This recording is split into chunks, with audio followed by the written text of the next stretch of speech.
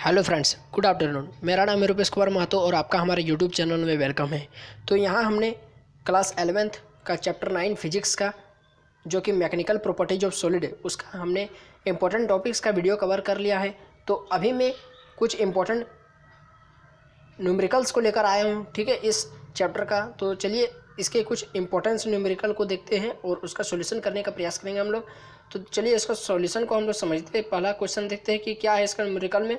तो पहला क्वेश्चन है the length of a suspended wire increases by 10⁻⁴ of its original length when a stress दिया है 10⁷ newton पर metre square is applied on it. Calculate the Young's modulus of, आपको Young's modulus निकालना है किसका, of material of the wire. एक आपको तार दे दिया है, ठीक है, उसका लेंथ में चेंज हुआ है, कितना चेंज हुआ, 10⁻⁴ ऑफ इट्स ओरिजिनल लेंथ में चेंज हुआ है, यानी जितना भी उसका लेंथ में चेंज होता है या फिर किसी का भी डायमेंशन में चेंज होता है बाय ओरिजिनल डायमेंशन, उसको हम स्ट्रेन बोलते हैं। यानी यहाँ पर 10⁻⁴ है वो आपका स्ट्रेन दे दिया। और देखिए इसका कोई यूनिट नहीं है, इसका मतलब स्ट्रेन का कोई यूनिट होता नहीं है जैसा कि आप जानते हैं। तो यहाँ पर आपको स्ट्रेन दे दिया 10⁻⁴ और स्ट्रेस दे दिया 10⁷ न्यूटन पर मीटर स्क्वायर। और आपको यंग्स मॉडुलस ऑफ निकालने बोल रहा है मटेरियल का, ठीक है, उस वायर उसका मटेरियल का आपको यंग्स मॉडुलस निकालने बोल रहा है। तो यंग्स मॉडुलस आप पढ़े हैं कि यंग्स मॉडुलस जो वाई होता है और वाई बराबर आपने पढ़ा है कि स्ट्रेस, आपने पढ़ा है स्ट्रेस बाय स्ट्रेन होता है, आपने पढ़ा है, ठीक है, आपने पढ़ा है कि यंग्स मॉडुलस बराबर स्ट्रेस बाय स्ट्रेन होता है, ठीक है। तो चलिए इसका सॉल्यूशन करते हैं। आपको स्ट्रेन का वैल्यू दे दिया, स्ट्रेस का वैल्यू दे दिया है, ठीक है, जिस तरह गिवन में दिया है उसको पहले लिख लेते हैं। स्ट्रेन दिया 10⁻⁴ दिया है और स्ट्रेस दिए 10⁷ न्यूटन पर मीटर स्क्वायर, ठीक है। तो जो आपको गिवन में दे दिया उसका यूज करेंगे और यंग्स मॉडुलस का वैल्यू आप निकालेंगे। तो यंग्स मॉडुलस वाई बराबर होता है स्ट्रेस बाय स्ट्रेन। स्ट्रेस का वैल्यू आपको दे दिया 10⁻⁷ और बटे में स्ट्रेन का वैल्यू दे दिया है 10⁻⁴। तो 10⁻⁴ ऊपर जाएगा, 10⁻⁷ + 4 हो जाएगा और 10⁻⁷ 4 11 यानी 11 हो जाएगा न्यूटन पर मीटर स्क्वायर। तो इस क्वेश्चन का आपका आंसर आ गया है 10⁻11 न्यूटन पर मीटर स्क्वायर, ठीक है। यंग्स मॉडुलस का यूनिट होता है न्यूटन पर मीटर स्क्वायर, ठीक है। फिर इसका नेक्स्ट क्वेश्चन की तरफ हम लोग देखेंगे, ठीक है। नेक्स्ट क्वेश्चन आपको बोल रहा है कि ए यूनिफॉर्म वायर दे दिया, ठीक है, ऑफ स्टील।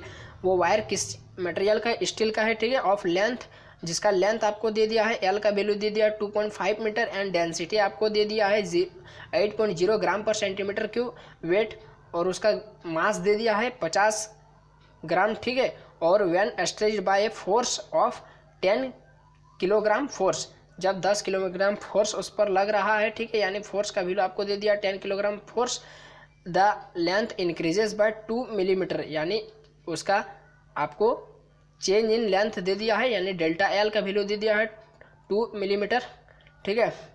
और कैलकुलेट करने बोल रहा है यंग्स मॉडुलस ऑफ स्टील, आपको स्टील का यंग्स मॉडुलस का वैल्यू निकालने बोल रहा है, ठीक है। तो जो गिवन में दे दिया पहले उसको हम लोग लिख लेते हैं, ठीक है। जो गिवन में दे दिया है तो गिवन में जो दिया है उसको पहले लिख लेते हैं।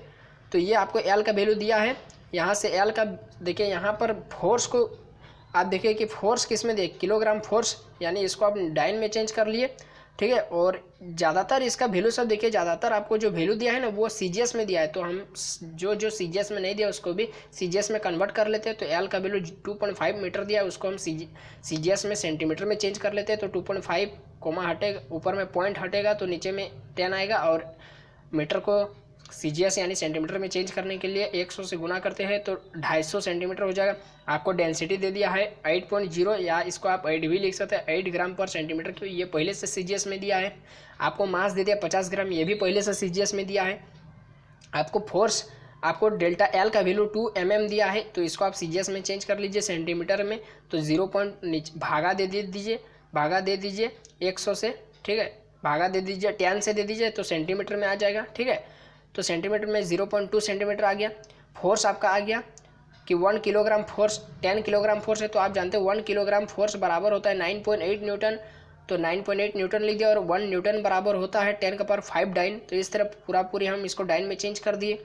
और आप एक फार्मूला पढ़े कि रो बराबर मास बटे वॉल्यूम होता है, ठीक है, तो रो बराबर मास बटे वॉल्यूम होता है, ठीक है, डेंसिटी बराबर।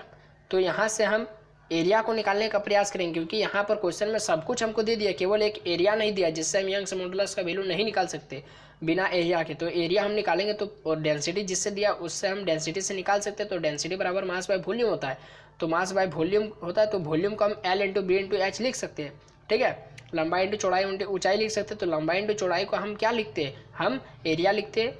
एरिया बराबर होता है ना L लेंथ इंटू ब्रेथ, तो L इंटू बी को हम क्या लिख सकते हैं, ए लिख सकते हैं, एरिया लिख सकते हैं, और एच को हम यहाँ पर L मान लिए, ठीक है, L बराबर एच मान लिए, ठीक है। तो यहाँ से ए को हम निकाल लेते हैं, ए निकाल लेते हैं जैसे, तो ए तो नीचे में डेंसिटी यानी रो आ जाता है, तो m बटे रो इंटू जी हो जाएगा, L हो जाएगा सॉरी, ठीक है। और यहाँ से हम सब का वैल्यू हमको दिया हुआ है, तो हम पुट करते हैं। तो हमको मास दे दिया 50 ग्राम, रो दे दिया 8 ग्राम पर सेंटीमीटर क्यूब, L दे दिया मेरा 250 हमने निकाला अभी।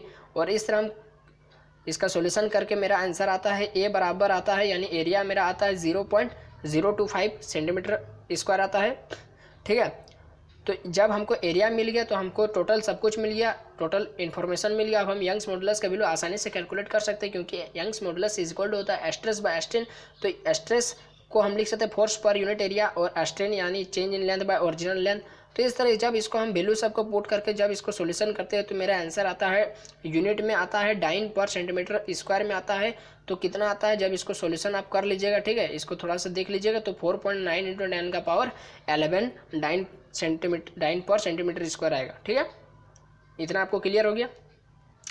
तो ये क्वेश्चन हो जाने के बाद हम लोग एक तीसरा क्वेश्चन पर आते हैं, जो क्वेश्चन ये है, ठीक है, कि ए स्ट्रक्चरल स्टील, यहाँ पर भी स्टील का बात कर रहा है, रोड, स्टील रोड आपको दे दिया, ठीक है, हैज ए रेडियस, उसका रेडियस आपको दिया है, ठीक है, 10 millimetre and A length of, और उस स्टील रोड का लेंथ कितना दिया है, 1 मीटर दिया है। उसका उस लेंथ उस स्टील रोड पर कितना फोर्स लग रहा है, 100 किलो न्यूटन फोर्स लग रहा है, ठीक है। और stretched it along its length, उसका लेंथ के तरफ में वो स्ट्रेच यानी खींचा जा रहा है, ठीक है, उसका लेंथ में परिवर्तन हो रहा है। कैलकुलेट करने बोल रहा है आपको, स्ट्रेस पहला कैलकुलेट करने बोल रहा है, इलोंगेशन आपको कैलकुलेट करने बोल रहा है। इलोंगेशन का मतलब होता है कितना चेंज हुआ उसका लेंथ में, ठीक है, यानी डेल्टा एल का वैल्यू आपको निकालने बोल रहा है। और स्ट्रेन आपको निकालने बोल रहा है ऑन दी रोड, उस रोड पर, और गिवन आपको दे दिया इतना, आपको 3 टोटल कैलकुलेट करने बोल रहा है। स्ट्रेस कैलकुलेट करने बोल रहा है, स्ट्रेस क्या होगा, इलोंगेशन यानी डेल्टा एल का वैल्यू निकालने बोल रहा है, और स्ट्रेन का वैल्यू निकालने बोल रहा है।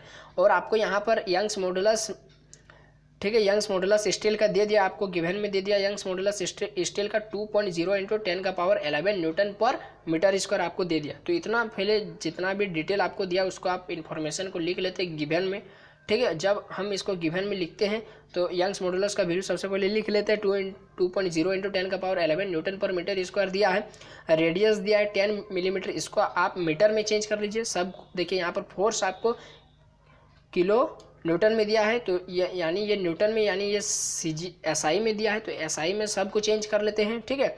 10 मिलीमीटर है, इसको मीटर में चेंज कर लेते हैं, तो मिलीमीटर को मीटर में चेंज करने के लिए 1000 से डिवाइड किया जाता है, तो 10 बटे 1000, 1010 कट जाएगा, यानी 0.01 मीटर आ जाएगा रेडियस। तो और आपको लेंथ दे दिया 1 मीटर, आपको फोर्स दे दिया है 100 किलो न्यूटन, तो किलो को आप चेंज कर लीजिए 1000 न्यूटन, और 1000 न्यूटन, और यहाँ से 100, तो 10 का पावर 5 न्यूटन आप इसको लिख सकते हैं, ठीक है। उसके बाद इतना सब कुछ आपको मिल गया। अब आप इसको जो जो निकालने बोल रहा है उसको निकालिए। तो सबसे पहले आपको स्ट्रेस निकालने बोल रहा है, तो स्ट्रेस बराबर होता है फोर्स पर यूनिट एरिया, तो फोर्स 10 का पावर 5 न्यूटन, और बाय में एरिया क्या होता है, पाई आर स्क्वायर होता है। तो पाई यानी 22/7, तो 22 और नीचे में 7 हुआ, तो नीचे वाला 7 को हम ऊपर भेजिए, तो ऊपर में 7 हो गया, ठीक है।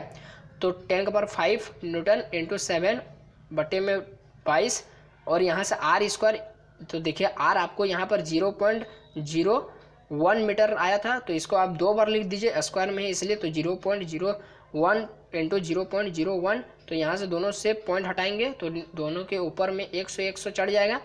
तो यहाँ से हम जब इसको कैलकुलेट करते हैं तो मेरा आंसर आता है 3.18 इंटू 10 का पावर कितना 8 न्यूटन पर मीटर स्क्वायर आता है, ठीक है। स्ट्रेस का यूनिट होता है न्यूटन पर मीटर स्क्वायर, ठीक है। उसके बाद दूसरा नंबर में आपको इलोंगेशन निकालने बोल रहे हैं, यानी डेल्टा एल का वैल्यू निकालने बोल रहा है। तो डेल्टा एल का वैल्यू आप कैसे निकालेंगे? देखिए आपको यंग्स मॉडुलस दे दिया, आपको फोर्स दे दिया, आपको एरिया आप निकाल लिए है, आपको एल का वैल्यू दे दिया, तो आपको डेल्टा एल निकालना है। तो डेल्टा एल को छाट लीजिए बाहर में, ठीक है। डेल्टा एल यहाँ पर है, ठीक है। सबका वैल्यू को हम पुट कर देते हैं, ठीक है।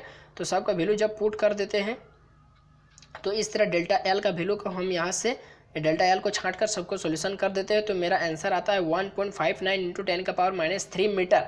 तो 10⁻³ मीटर का मतलब है कि 1.59 और बटे में आपका 1000 दिया है, तो 1000 बटे में दिया, तो इसको आप जब ऊपर लेंगे तो 10⁻³ मीटर आया था। तो हम 1000 को बटे में ही रहने देते, तो बटे में रहने का मतलब है कि ये मिलीमीटर में है, यानी किसी को भी 1000 से डिवाइड करते मतलब वो मिलीमीटर में, तो इसको हम मिलीमीटर में तब कन्वर्ट कर दिया, ठीक है। इसको मिलीमीटर में कन्वर्ट कर देते तो 1.59 मिलीमीटर हो गया, ठीक है। इसको इस तरह से भी लिख देते। उसके बाद तीसरा नंबर में आपको बोल रहा है कि स्ट्रेन आपको कैलकुलेट करना है। तो स्ट्रेन आप जानते हैं कि डेल्टा एल बटे एल यानी change in length by original length होता है। तो आप चेंज इन लेंथ तो अभी निकालें कि 1.59 इंटू 10⁻³ और बटे में लेंथ तो आपको दे दिया है। देखिए ऊपर में आपको लेंथ दे दिया है, दिखाते हैं आपको। देखिए लेंथ आपको दे दिया है 1 मीटर, ठीक है। तो चलिए इसका वैल्यू को पुट करते हैं, और पुट करने से जो मेरा आंसर निकलता है वही मेरा रियल आंसर होता है, ठीक है। तो ये 1.59 इंटू 10⁻³ आ जाता है। स्ट्रेन का कोई यूनिट नहीं होता, इसलिए यहाँ पर इसके पीछे में कोई यूनिट नहीं है, ठीक है। तो बस लग रहा है कि क्वेश्चन ख़त्म हो गया। तो देखते हैं, हाँ क्वेश्चन ख़त्म। तो ये 3 क्वेश्चन था जो यंग्स मॉडुलस पर बेस्ड है। तो यंग्स मॉडुलस से काफ़ी इंपॉर्टेंट टॉपिक है, तो इससे क्वेश्चन ज़रूर आ सकता है एग्जाम में। तो आप इसको 3 बार या 2 बार कम से कम रिवीजन कर लीजिए, ठीक है। इस 3 क्वेश्चन को मात्र 3 ही क्वेश्चन है, तो रिवीजन कर लीजिए जैक बोर्ड के लिए, ठीक है। जो आपका एग्ज़ाम होने वाला है टर्म 2 का फिजिक्स का 14 जुलाई को 2022 में, ठीक है। तो उसमें आपको एग्जाम होने वाला, तो ये क्वेश्चन सब काफ़ी इंपॉर्टेंट है, ये आपको पूछे जा सकते हैं। तो इसका PDF में अभी डिस्क्रिप्शन बॉक्स में उसका लिंक डाल दूंगा, आप वहाँ से डायरेक्ट PDF को डाउनलोड कर सकते हैं और पढ़ सकते हैं, रिवीजन कर सकते हैं, ठीक है। कॉपी में लिख भी सकते हैं, 3 इंपॉर्टेंट क्वेश्चन है। तो यदि आपको वीडियो अच्छा लगा तो आप वीडियो को लाइक कर दीजिए, और ज़्यादा से ज़्यादा अपने दोस्तों में वीडियो को शेयर कीजिए, और चैनल पर यदि नए आए तो ज़रूर सब्सक्राइब कर दीजिए और हमको मोटिवेट कीजिए। बस अभी के लिए इतना ही, धन्यवाद।